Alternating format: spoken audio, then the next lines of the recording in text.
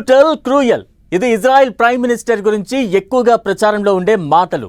Hamas పై యుద్ధం సందర్భంలో చనిపోయిన వేలాది మంది అమాయకులను దృష్టిలో పెట్టుకుని ఈ మాటలు అంటారు. తాజాగా ఇరాన్ పై వార్ నేపథ్యంలోనూ అలానే అనుకుంటారు. కానీ అలాంటి నెతన్యాహు గత వారంలో మన ప్రధాని మోదీ హక్తో కదిలిపోయినట్లు కనిపించారు. ఎమోషనల్ అయ్యారు. అంతేకాదు ఇప్పుడు ప్రధాని మోదీ గల్ఫ్ వార్ను ముగించాలని ఫస్ట్ ఫోన్ కాల్ చేసింది కూడా ఆయనకే. అలానే అరబ్ దేశాలతోనూ మన ప్రధాని మాట్లాడిన నేపథ్యంలో ఈ యుద్ధం ఆగడంలో భారత్ పాత్రపై సర్వత్రా చర్చ బయలుదేరింది. ఎందుకంటే నెతన్యాహు మోదీ మధ్య రిలేషన్ అలాంటిది.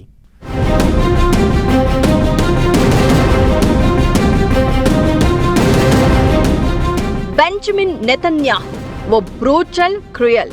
గత 4 ఏళ్లుగా ఇదే ఎక్కువ ప్రపంచం చూపించిన కోణం.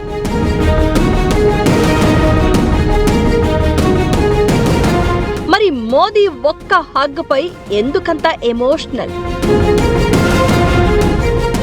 మోదీ ఇజ్రాయెల్ నుంచి బయలుదేరేదాకా ఇరాన్ పై దాడి ఎందుకు చేయలేదు?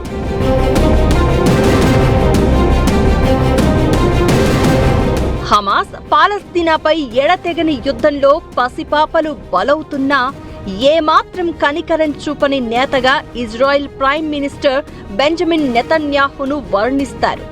నిజంగా కూడా 3.5 పైగా సాగిన యుద్ధంలో గాజా స్ట్రిప్ చుట్టుపక్కల కనీసం 60,000 మంది చనిపోగా అందులో వృద్ధులు, మహిళలు, చిన్నారులు కూడా వేలల్లోనే ఉన్నారు.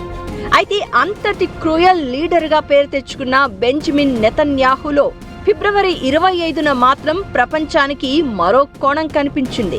మన ప్రధాని నరేంద్ర మోదీ 2 రోజుల టూర్లో ఏ నేతకి ఇవ్వనంత ప్రాధాన్యత ఇవ్వడమే కాదు, తనని ఓ సోదరుడిగా కూడా వర్ణించారు Netanyahu.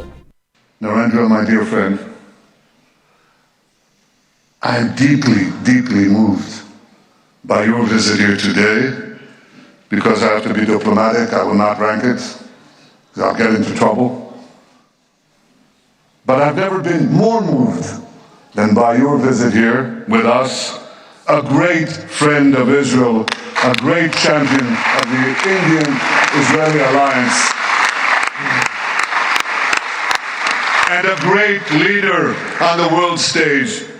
Welcome to Jerusalem, my dear friend, Prime Minister Narendra Modi and your distinguished delegation. Welcome to Jerusalem.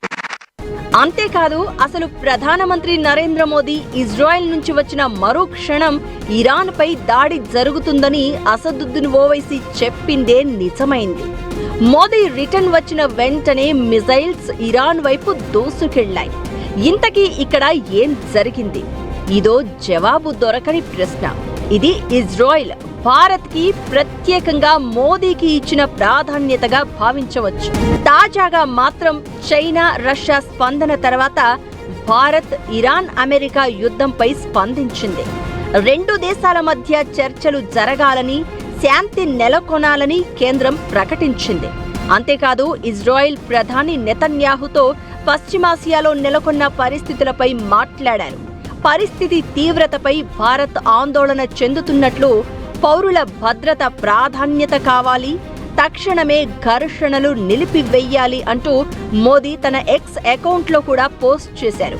దీంతో అసలు ఇజ్రాయెల్, ఇరాన్ వారికి బ్రేక్ పడాలంటే భారత్ జోక్యం తప్పనిసరి అనే అంచనాలు ప్రారంభమయ్యాయి.